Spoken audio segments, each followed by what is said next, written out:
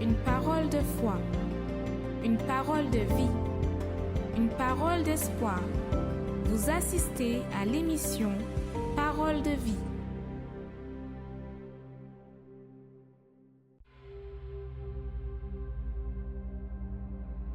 Le seul endroit au monde qui rassemble les événements spirituels les plus importants de l'histoire de l'humanité, la montagne de Sion biblique occupe une vaste zone de l'ancienne Jérusalem, incluant le mont Moria, lieu qui fut témoin de l'une des principales attitudes de confiance et d'obéissance de l'histoire de la foi. Abraham offrant son fils unique en sacrifice. Abraham,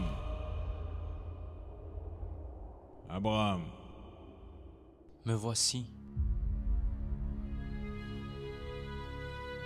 C'est sur la montagne de Sion que la présence de Dieu remplit le temple nouvellement construit.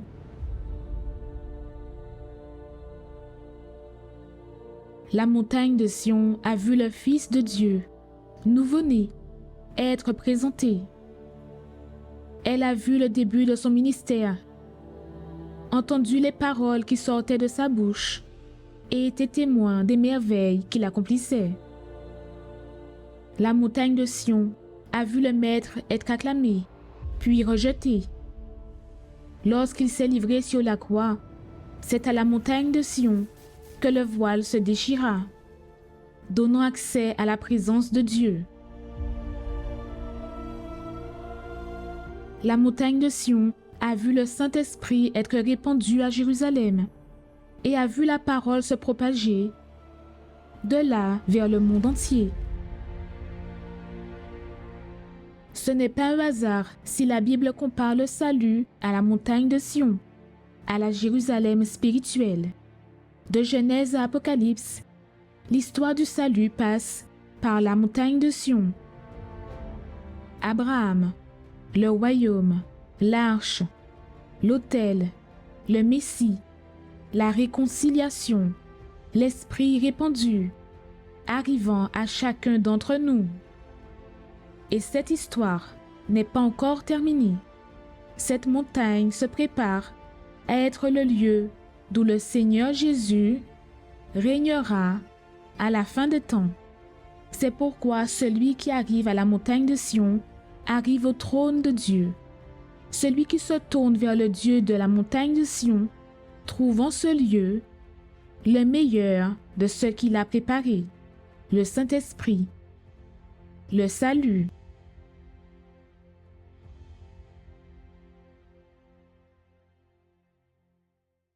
Si vous ne vous décidez pas, sachez que quelqu'un va décider à votre place ou encore une situation pourra décider pour vous. Raison pour laquelle vous voyez par de nombreuses fois des personnes qui sont dominées, qui sont oppressées par une situation, un problème, parce qu'elles ne se décident pas face à la situation, face au problème. Nous vivons présentement un propos de foi avec pour thème la décision.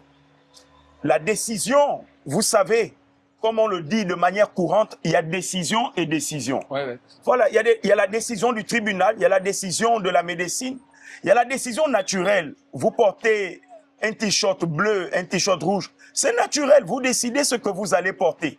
Mais il y a aussi des décisions qui soient capables de transformer votre vie. Des décisions qui vous élèvent, des décisions qui vous emmènent à la victoire. Et c'est dans ce sens-là que nous allons aborder cette émission avec le pasteur Elio. Bonsoir, que Dieu vous bénisse. Bonsoir pasteur et bonsoir à vous qui nous suivez, chers téléspectateurs, chères téléspectatrices. Nous venons de vous parler de la décision. Au fait, tout dans la vie dépend d'une décision. Tout. Les bonnes choses comme les mauvaises choses. Et la pire chose qui peut arriver dans notre vie, c'est l'indécision. Parce que tant qu'une décision n'est pas prise, vous allez toujours rester dans le flou.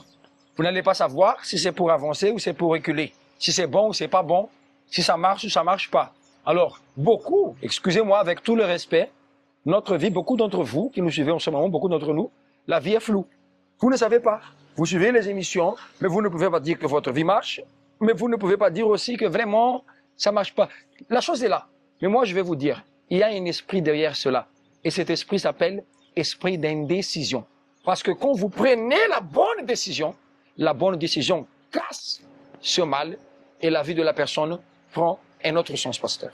Alors, nous allons vous encourager maintenant à regarder un témoignage extraordinaire. On vous invite à prêter beaucoup d'attention et à saisir la démarche dont ces personnes-là ont effectué, la démarche dont elles ont mis en œuvre pour pouvoir arriver à la transformation, au miracle, à la gloire. Sachez que c'est un plaisir pour nous de partager ces moments avec vous. Nous sommes sûrs et certains que c'est le propre Dieu qui vous dispose ce soir d'être devant votre écran. Je ne sais d'où vous nous recevez, un hôpital, votre domicile, à bord d'un véhicule. Prêtez bien attention. Nous sommes sûrs et certains que Dieu, ce soir, vous touchera davantage. Accompagnez le témoignage et nous allons revenir.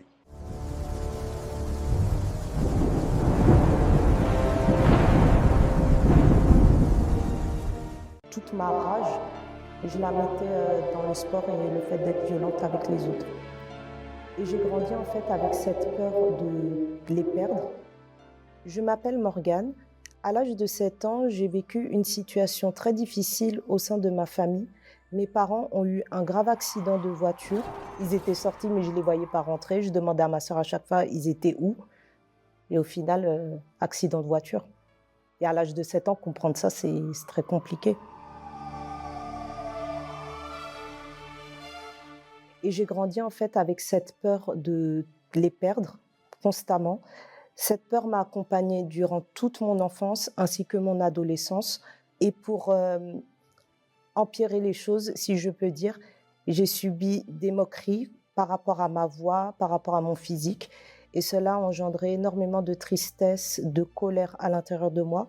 Donc j'ai commencé à être une jeune très violente.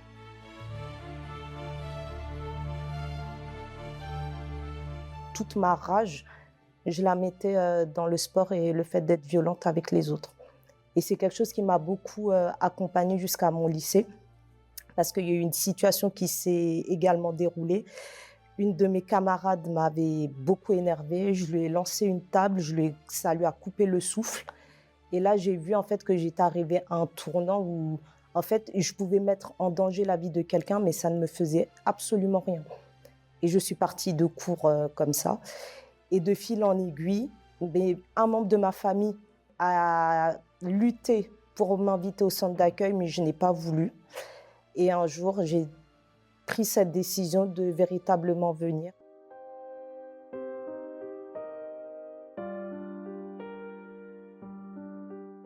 Je suis arrivée à l'église, j'ai commencé à agir ma foi et j'ai eu mon premier contact avec la campagne d'Israël. C'était pour mes études. Je venais pratiquement tous les jours à l'église et j'ai donné vraiment mon tout à Dieu. Et Dieu m'a honorée parce que j'ai pu avoir mon diplôme. Et c'est là où il y a eu aussi un déclic encore plus grand parce que je me suis dit, ça marche. La foi fonctionne quand on la pratique. Et c'est comme ça que j'ai commencé mon parcours de foi. Donc j'ai participé aux chaînes de prière du vendredi qui m'ont beaucoup aidée. Et c'est là où j'ai pris la décision d'arrêter de taper les personnes, d'être violente, d'avoir toujours cette peur en fait qui m'accompagnait. Et Dieu a fait le changement et il m'a délivrée de cela. Donc j'ai eu en fait ce déclic également de me dire que là, il fallait que je passe par l'étape du baptême d'eau pour ensevelir vraiment mon ancienne créature et naître de nouveau. Et c'est ce qui s'est réalisé. Donc j'ai avancé dans ma foi et l'étape du Saint-Esprit est arrivée. Donc on avait un propos de foi à l'église et le pasteur nous a demandé d'écrire dans cette demande de prière qu'est-ce que nous voulons recevoir. Et moi j'ai noté que je voulais recevoir le Saint-Esprit.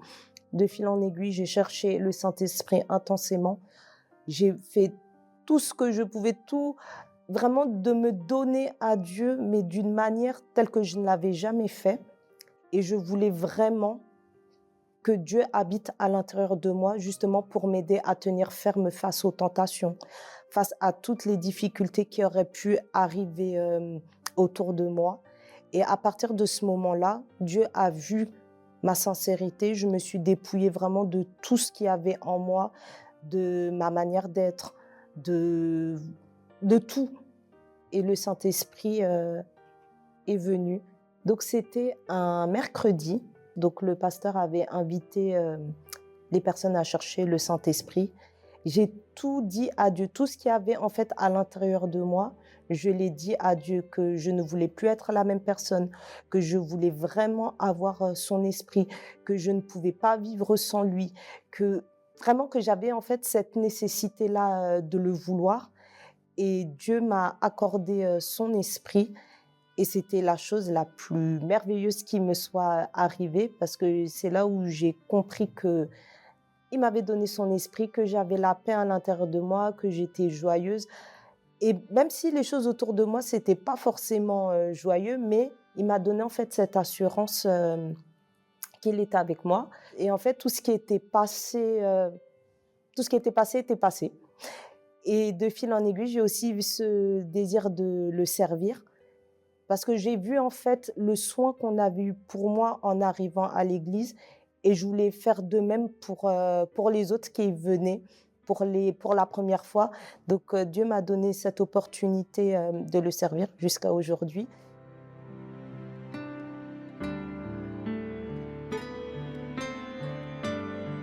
J'ai continué à cheminer dans ma foi. Dieu m'a bénie par rapport à des conquêtes que j'ai pu avoir. J'ai pu avoir mon permis, j'ai pu changer de voiture et tout cela, je le dois à Dieu.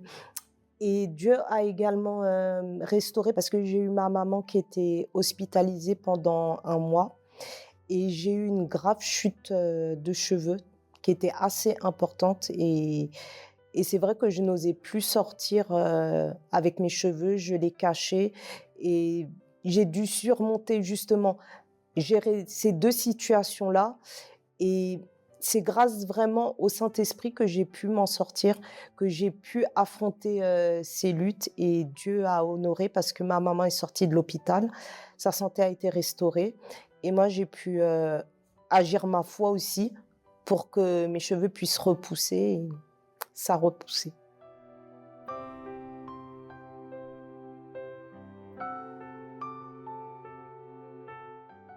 Et là, lors de la dernière campagne de foi sur le thème du Gethsémani, où le Seigneur Jésus il s'est mis à l'écart pour prier, j'ai voulu également faire de même, dans le sens où j'ai voulu me dépouiller de tout pour simplement faire la volonté de Dieu, parce que parfois j'avais des manies, des fois je pouvais être un petit peu autoritaire, des petites choses comme ça. Pour moi, c'est ce que Dieu en fait me demandait de déposer sur l'autel. En fait, ce qu'il me demandait au-delà de ça, c'était de faire sa volonté. Parce que parfois, on peut être dans la foi, on peut se dire que ça fait depuis un certain temps qu'on nous sommes dans la foi, mais parfois, on a besoin en fait de faire cette mise à jour et de se rappeler de ce pourquoi on est là. Avant tout, c'est pour faire la volonté de Dieu. Donc Dieu m'a beaucoup rappelé ça lors de cette dernière campagne. J'ai sacrifié mon moi, j'ai beaucoup prié, j'ai jeûné, parce que à cette période-là, je traversais des moments très difficiles. Et le simple fait de me séparer vraiment pour Dieu, que cette campagne de foi, elle arrivait au bon moment, si je peux dire ça, ça m'a vraiment fortifiée et Dieu m'a honorée.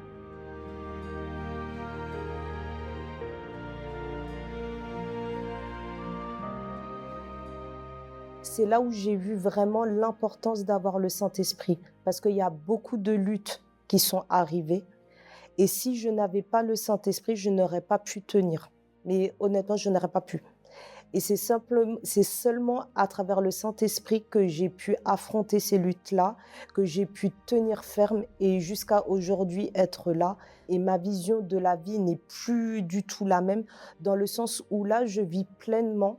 Et c'est pas une vie d'apparence. Parce que avant, je vivais d'apparence, parce que je voulais montrer aux autres que j'étais forte, que je pouvais gérer les situations, etc.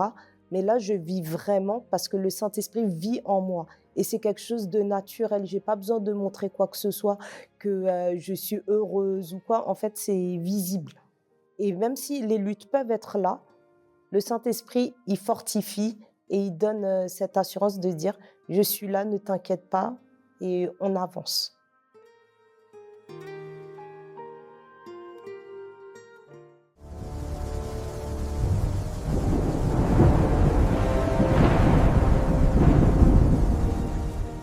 Voilà, vous venez d'accompagner un témoignage extraordinaire. Et qu'est-ce qui se cache derrière ce témoignage? Je crois que vous avez bien suivi une chose, la décision. Derrière tout témoignage, il y a une décision. La décision de changer de vie, la décision d'aller de l'avant, la décision d'être guéri, d'être délivré, la décision de se marier, la décision d'être sauvé. Alors, quelle est cette décision-là dont vous avez besoin de prendre, monsieur, madame, amis téléspectateurs, pour changer l'histoire de votre vie? Quelle est cette décision? Comme on le disait déjà tout à l'heure, que ce qui vous manque, c'est de prendre une décision. Tant qu'il n'y a pas de décision, alors vous resterez dans le flou et votre vie continuera floue. Mais je ne crois pas que c'est cela que vous voulez. Après tant d'années, vous êtes là dans les pleurs, abattus. Aujourd'hui, vous êtes devenu un sujet de honte, de moquerie. Vous vous retrouvez aujourd'hui au fond du puits à cause de ce problème. Alors, la situation n'arrête pas de vous humilier, n'arrête pas de dominer votre vie. Madame, monsieur, jusqu'à quand allez-vous accepter cela? Prenez une décision.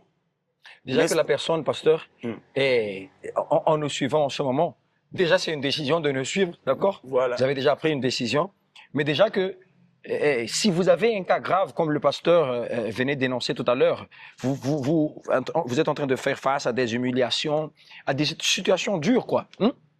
Vous êtes obligé de décider de supporter. Parce que supporter est une décision aussi.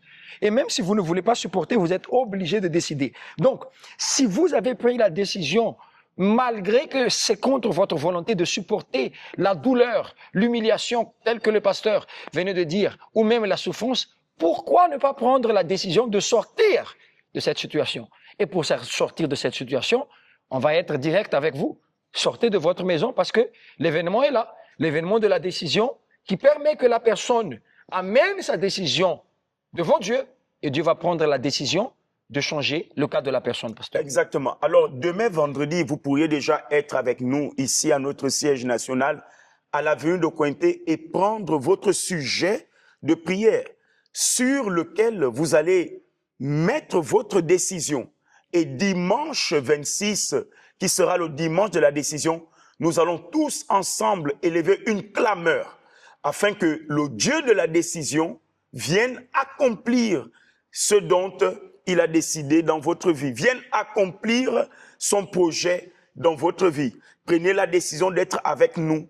Demain, ce sera à partir de 6h30, on aura notre première prière, la deuxième à midi, la troisième à 15h et la dernière prière de la journée, la prière spéciale, c'est à 18h30. À partir de 17h, nous allons déjà être là pour toute personne qui veut s'entretenir avec un homme de Dieu, une femme de Dieu. Nous allons être là pour vous. Monsieur, madame, prenez la décision de sortir de chez vous et venez toucher du doigt. Venez vivre de vous-même le pouvoir de Dieu. Demain, vendredi, c'est la prière du combat spirituel, pasteur.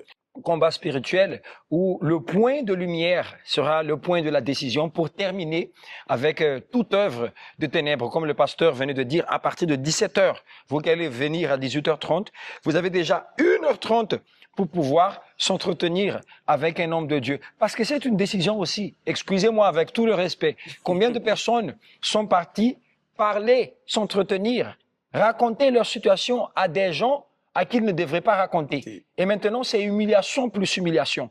Mais demain, vous avez l'opportunité de venir vous entretenir avec un homme de Dieu qui va prier sur vous, pour vous, et aussi vous amener, vous montrer la bonne décision à prendre afin que cette situation change, pasteur. Voilà, donc décision après décision. Et là, vous pouvez comprendre que Dieu, il est Dieu de la décision. Nous allons maintenant nous préparer pour le moment de la prière. Alors, préparez votre verre d'eau Nous allons revenir pour la prière. Parler avec Dieu, c'est ce dont nous avons tous besoin. C'est lui qui nous donne la force pour affronter les difficultés. Préparer un verre d'eau, c'est le moment de la prière. Mon Dieu, au nom de Jésus, Seigneur, nous élevons nos voix en faveur de toutes ces personnes. Seigneur, se trouvant quelque part dans un hôpital, depuis leur domicile, se trouvant dans un endroit, mon Dieu, mais incapable, Seigneur, de prendre une décision, la décision de vaincre cette maladie, de vaincre, mon Dieu, cet harcèlement, de vaincre cette douleur. Mon Dieu, la décision de sortir, Seigneur, du fond du puits.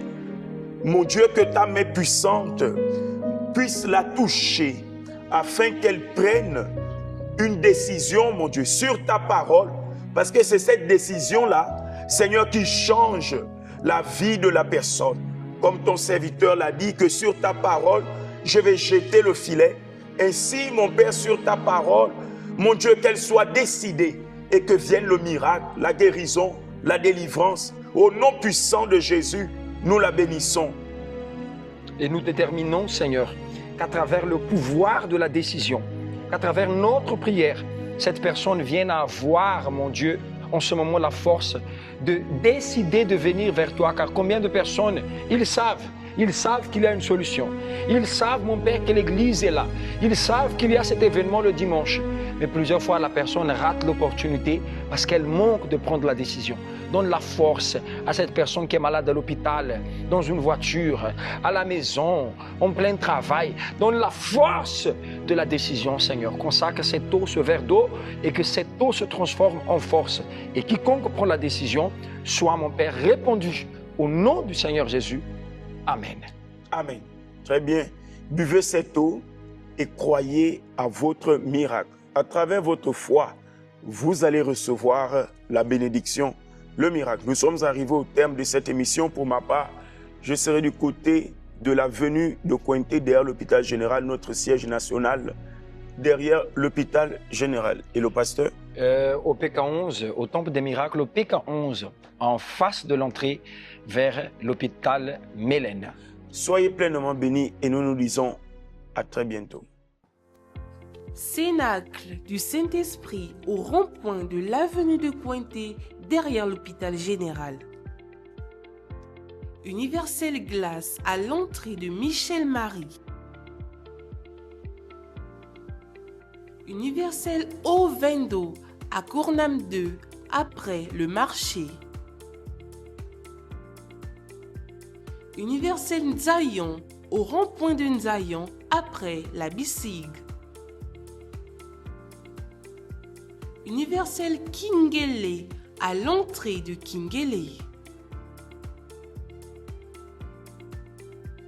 Universel Okala juste après le magasin, tout à 1000 francs. Universel Plénoreti en face de Gaboprix. Cellule du Cap au premier campement entre le poste de contrôle et le marché Petit Akandé. Universel PK11 en face de l'entrée de Mélène. Universel Bongos en face du château.